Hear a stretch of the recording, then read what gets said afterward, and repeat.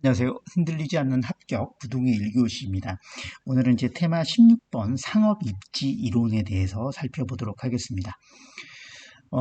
파트 3, 이제 부동산 시장론의 이제 대망의 마지막 테마가 되겠습니다. 이제 우리가 8번째 시간이죠. 파트 3 중에서. 그래서 오늘은 상업 입지가 어디에 위치하는 것이 가장 좋은가, 이 이론들에 대해서 살펴보도록 하겠습니다.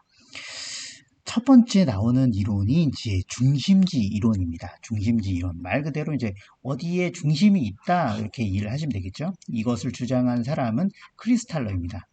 크리스탈러는 이제 이름대로 말 반짝반짝 빛나잖아요. 그러니까 반짝반짝 빛나는 것은 한가운데 있겠죠. 그래서 중심지 이론을 주장한 사람은 크리스탈러 이렇게 보시면 되겠습니다.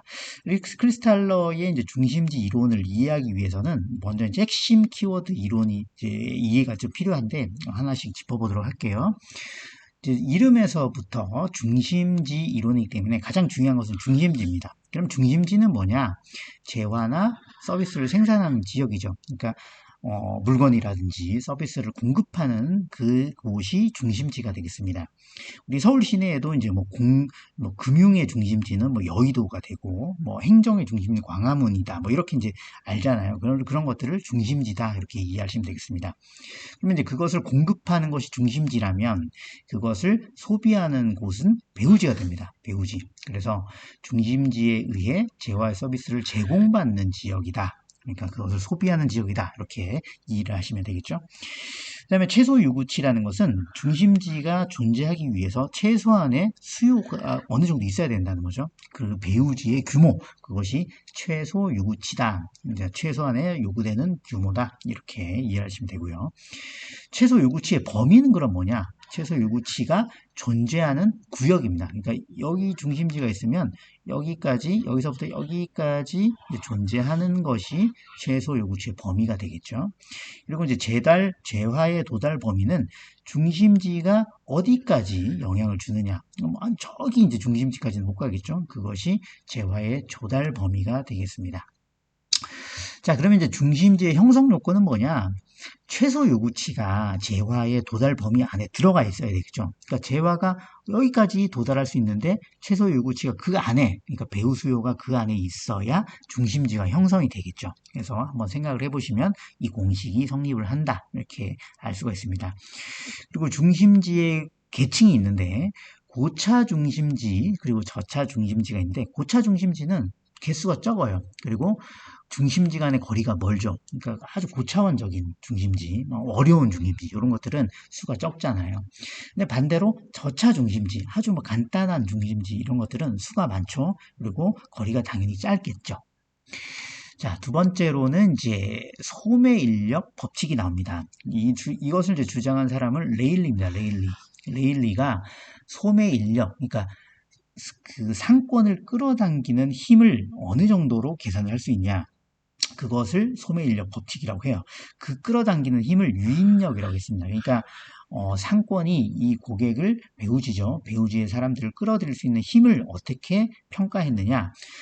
소매인력의 힘은 유인력인데 그 유인력은 크기에 비례하고 거리의 제곱에 반비례한다. 이렇게 정의를 했습니다. 자, 크기는 뭐냐? 인구수가 크면은 유인력이 커지죠. 그리고 매장이 크면 유인력이 커집니다. 반대로 중심지와 배우자의 거리의 제곱에는 반비례한다. 그냥 거리에 반비례하는 게 아니고 거리의 제곱에 반비례한다. 이것이 레일리의 소매인력 법칙입니다. 자, 그러면 내용을 이제 정리를 해보면 두 중심지가 소비자에게 미치는 영향의 크기는 두 중심지 크기에 비례하고 중심지까지의 거리에 반비례한다? 아니죠. 거리의 제곱에 반비례한다. 이것을 기억하시면 됩니다. 자, 세 번째는 허프의 확률 모형입니다. 이게 다행히 히읗이 공통으로 들어가 있죠. 그래서 확률 모형하면 허프하면은 확률 모형. 이것은 이제 그 유인력과 유인력을 똑같이 평가하는 것은 똑같습니다. 똑같은데 공식이 좀 달라요. 그러니까 인구수와 매장 크기에 비례하는 건 같은데 거리의 K승에 반비례한다. K승은 뭐냐? 마찰계수에 반비례한다. 이렇게 정의를 했습니다. 확률 모형은. 다시 한번 비교를 해보시면 레일리는 거리의 제곱에 반비례한다.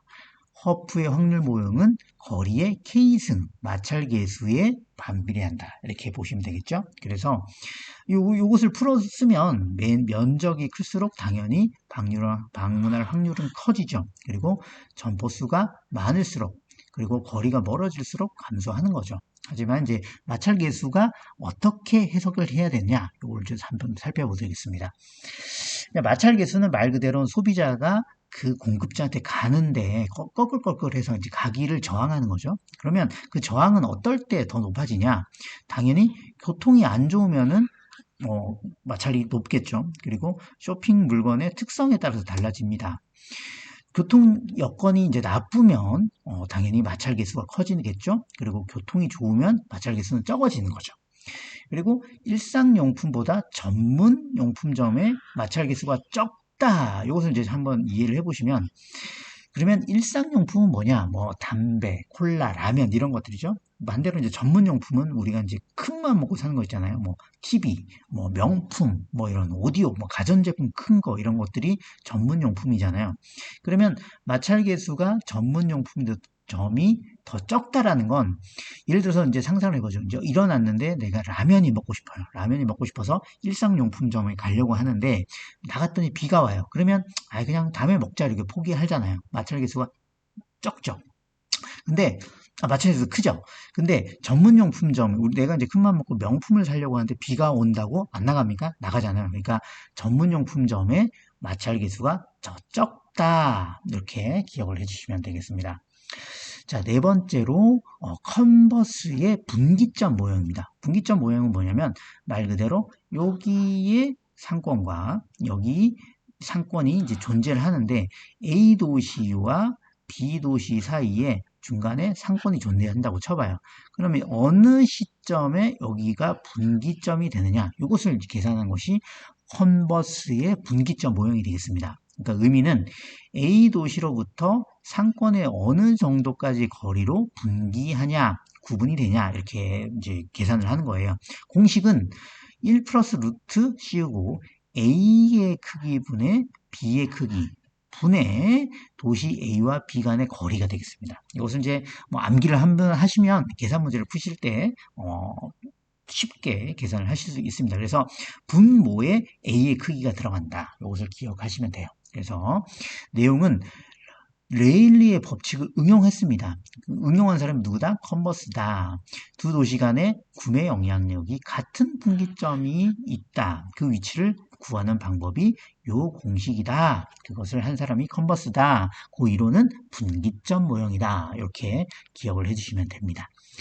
자, 마지막으로 이제 상점을 분리할 때, 이건 이제 뭐 간단히 이해를 하시면 되니까 하나씩 짚어보고, 집십섬이라는 것은 배우지의 중심에 위치한 거죠. 그러니까 이제 아주 이제 대형 어떤 뭐 딱 중심에 들어가 있는 것이 유리하다. 그러니까 도매점이라든지 고급 음식점, 대형 서점 이런 것들이 집심성이 되겠습니다. 반대로 집재성은 자기네들끼리 모여 있어야 유리한 것들. 은행이라든지 관공서 이런 것들이 모여 있으면 좋죠. 예시는 이제 복습을 하시면서 한 번씩 읽어보시고요. 그 다음에 흩어져 있는 것들이 유리한 것들이 있습니다. 잡화점이라든지 이발소, 목욕탕 이런 것들이 흩어지면 좋겠죠. 그리고 국부성은 동일 업종의 점포끼리 국부적인 중심에 입지하면 좋다. 그러니까 뭐 이 도시 안에 여기에 모여 있고 또 여기에 모여 있는 이런 것들이 농기구, 석재, 철공서, 비료 이런 것들이 국부성, 집중성이 되겠죠. 그 다음에 이제 상품을 이제 구분하면 편의용품 말 그대로 일상적으로 소비하는 상품입니다. 그리고 선매품은 아주 이제 비교를 많이 해서 구매하는 것들이죠. 그리고 전문품은 상표 또는 점포의 신뢰를 보고 구매하는 상품입니다. 그래서 접근성이 중요하지 않죠. 자, 오늘 저희 시간 이제 상업입지 이론에서 살펴봤는데요. 이것을 꼬박꼬박 복습하면서 지문에서 섞어냈더라도 헷갈리지 않는 그런 능력을 배양하시면서 채널에 대한 구독과 좋아요 부탁드리겠습니다. 고맙습니다.